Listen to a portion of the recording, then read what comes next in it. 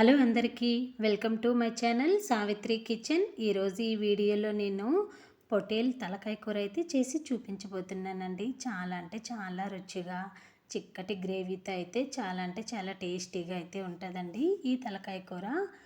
మరి లేట్ చేయకుండా ఎలా ప్రిపేర్ చేసుకోవాలో చూపించేస్తాను రండి. నేను ఈ కూర ప్రిపేర్ చేసుకోవడానికి ఇక్కడ 1 కేజీ వరకు పొటేల్ తలకాయ కూర అయితే తీసుకున్నానండి. ఇదైతే మనం కట్ చేయించుకున్న తర్వాత శుభ్రంగా 2-3 సార్లు అయితే కడిగి తీసుకోవాలి. ఇప్పుడు ఒక మిక్సీ జార్ తీసుకొని అందులోనికి ఒక చిన్న ఉల్లిపాయనైతే సన్నగా కట్ చేసుకొని వేసుకోవాలి. అలాగే అల్లం వెల్లుల్లి కూడా వేసుకోవాలండి. ఒక పెద్ద వెల్లుల్లిని అయితే పాయలు చేసి వేసుకోవాలి. ఇప్పుడు కొంచెం కొబ్బరిని కూడా కాల్చి శుభ్రంగా కడిగి ఈ విధంగా సన్నగా కట్ చేసుకొని అయితే వేసుకోవాలి. 4-5 పచ్చిమిర్చీలు కూడా వేసుకోవాలి. ఒక టమోటాను కూడా సన్నగా కట్ చేసుకొని వేసుకొని వీటన్నింటినీ మెత్తటి పేస్ట్ లాగా అయితే చేసుకోవాలండి. ఈ విధంగా రుబ్బైతే తీసుకోవాలి. ఇప్పుడు ఈ కూర ప్రిపేర్ చేయడానికి స్టవ్ పైన ఒక కుక్కర్ పెట్టుకొని 5-6 టేబుల్ స్పూన్ల వరకు ఆయిల్ అయితే వేసుకోవాలి. ఆయిల్ బాగా వేడెక్కిన తర్వాత 2 మీడియం సైజ్ ఉల్లిపాయలను అయితే సన్నగా కట్ చేసుకొని వేసుకొని గోల్డెన్ బ్రౌన్ కలర్ వచ్చేంత వరకు ఫ్రై చేసుకోవాలండి.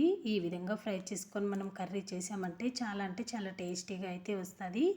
ఇప్పుడు మనం రుబ్బుకున్నటువంటి మసాలా పేస్ట్ని అయితే వేసుకొని మంటని మీడియం ఫ్లేమ్లో పెట్టుకొని పచ్చివాసన పోయేంత వరకు అయితే ఉడికించుకోవాలి.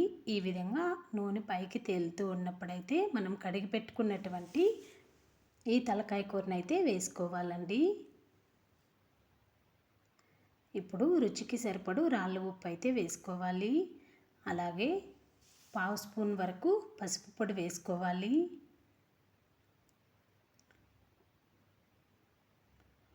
ఇప్పుడు మొత్తం ఒకసారి కలిసే విధంగా బాగా కలుపుకోవాలండి. ఈ విధంగా కలుపుకున్న తర్వాత మంటని మీడియం ఫ్లేమ్లో పెట్టి కుక్కర్ మూత పెట్టి 5 నిమిషాల పాటు ఉడికించుకోవాలి. 5 నిమిషాల తర్వాత తీసి చూపిస్తున్నానండి. చూసారా, ఈ విధంగా నూనె పైకి తేలుతూ ఉన్నప్పుడైతే మనం ఇందులోనికి కారం, ధనియాల పొడి, గరం మసాలా పొడి అయితే వేసుకోవాలి. నేను ఇక్కడ పచ్చిమిర్చి కూడా వేసాను కాబట్టి 2 స్పూన్ల వరకు కారం పొడి వేసుకుంటున్నాను. అలాగే 1 స్పూన్ ధనియాల పొడి వేసుకుంటున్నాను. 1/2 spoon home made garam masala పొడి అయితే వేసుకుంటున్నాను.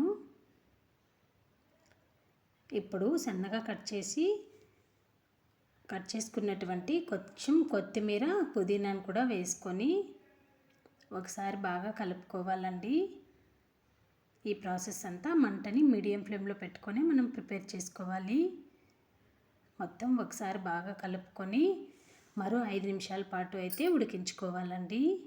వీడియో చూసే వాళ్ళకి ఒక స్మాల్ రిక్వెస్ట్ ఫ్రెండ్స్, మీకు కానీ ఈ వీడియో నచ్చితే వీడియోకి అయితే ఒక లైక్ చేసి ఛానల్ని అయితే సబ్స్క్రైబ్ చేసుకోండి.